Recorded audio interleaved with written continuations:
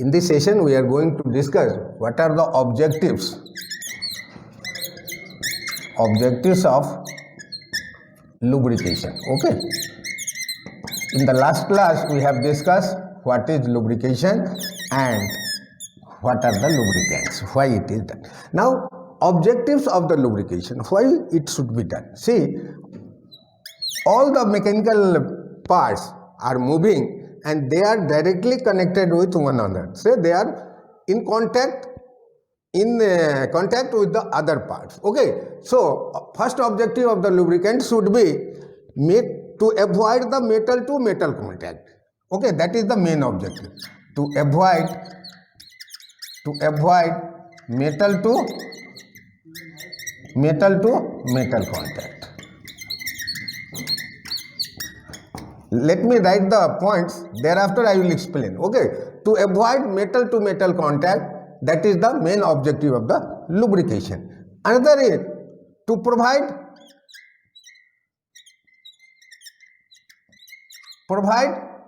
cooling of the mechanical parts. Next, to provide sealing of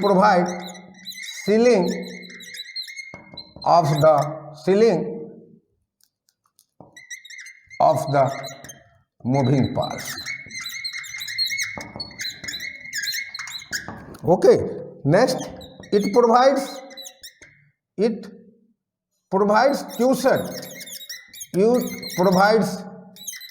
cushion. It provides cushion to reduce vibration. Then to reduce tear and wear of the parts. That is very important parts. Okay, this is the very important. Then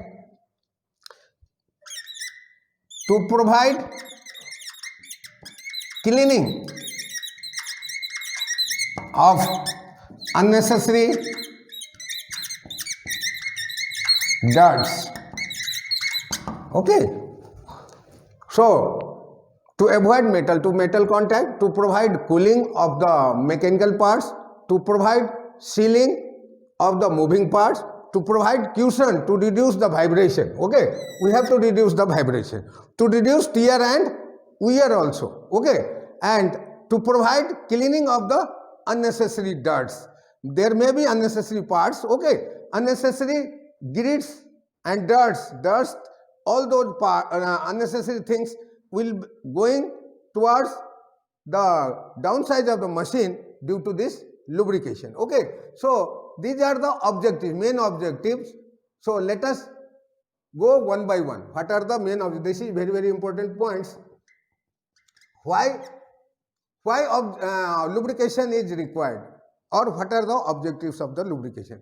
So first of all, it avoids metal to metal contact by providing thin film. By thin film between the two mechanical parts, two moving parts, so that life of the mechanical parts will be more. Okay, so that is directly related with here, tear and wear. See, if the mechanical moving parts are not in directly contact with one another, then life of this mechanical parts will be more. Okay, to provide cooling. Okay, so cooling means, see here, if the mechanical parts are moving all the time, then they will have high temperature. So providing this lubrication, it will provide the cooling also. Then to provide the sealing. See, cooling, sealing. Okay, so sealing means there will be piston and piston rings, all the parts. If we are providing this lubrication, then they will work as a seal of two moving parts also. And it provides cushion. Cushion means, see, mechanical parts are all the time moving. So if we can use the lubrication, it will reduce the vibration. And to reduce tear and wear, all these parts, all these purpose, objectives are done to reduce the tear and wear of the parts. So, life is increased. Life is increased. Okay. Now, provide cleaning of unnecessary parts. There will be dirts, grits. Okay. So, those parts will have more frictional force between the parts, moving parts. So, if we can use the lubrication, then it will clean all those unnecessary things and give the smooth running of the mechanical parts. So, what is the objectives? Main objective is to reduce tear and wear and improve their life. Actually, life is increased of the mechanical parts. Okay. So, these were the objectives of the lubrication. It is very, very important point, and in examination, if it is asked, you have to give the main points, then you have to we have to explain another one part also. It will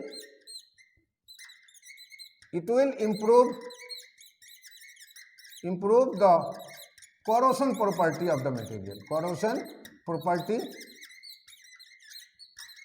of material. If we are using material of this lubrication, then this lubricants will help to not to corrode the mechanical parts. Okay. So, it will improve the corrosion property of the material. Okay. So, that is basically anti-corrosion.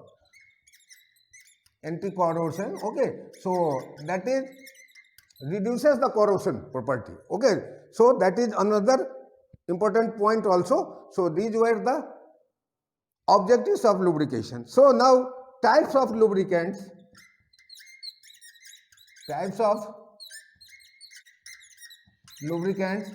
There are three types. One may be solid lubricants, then liquid, semi-liquid we can say,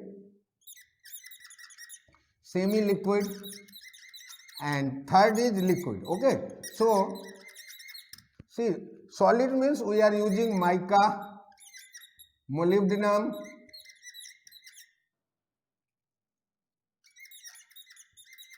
graphite. These are called solid lubricants.